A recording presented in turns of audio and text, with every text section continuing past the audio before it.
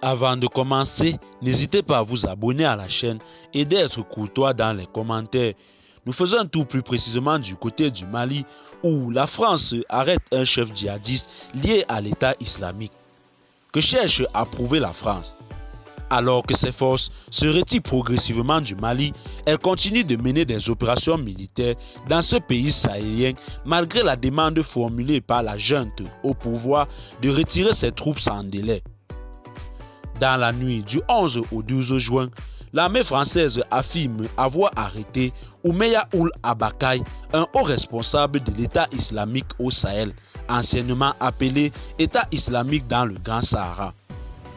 L'état-major des armées françaises précise dans un communiqué publié mercredi 15 juin que l'opération ayant permis de capturer ce haut responsable de l'État islamique au Sahel à la frontière malo-nigérienne est le résultat d'une traque de plusieurs semaines dans laquelle différentes capacités aériennes et des unités terrestres ont été mobilisées.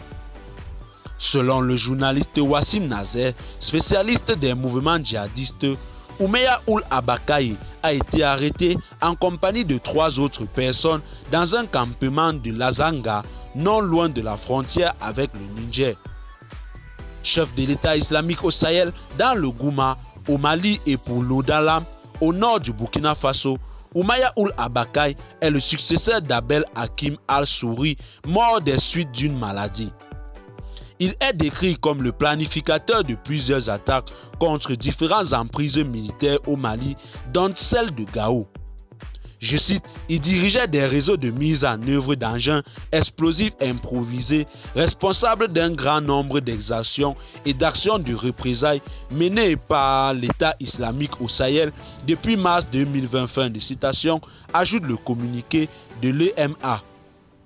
Mais quel cache faut-il donner à cette arrestation annoncée au lendemain de la rétrocession par les forces françaises de la base de Ménaka aux forces armées maliennes? Chercheur à l'université de Bern, en Allemagne, Adama Sandor décrit cette intervention française en la reliant à l'incapacité de l'armée malienne à porter des coups d'envergure contre les groupes djihadistes dans la région des 3 frontières. Pour le chercheur, c'est un message subliminal lancé à Bamako pour lui signifier qu'elle a encore besoin des services de ses partenaires internationaux dans cette région devenue l'un des repères des insurgés islamistes. L'état-major des armées célèbre un succès en espérant qu'il déstabilisera à nouveau le haut commandement de l'actuel ESI dans la zone des frontières.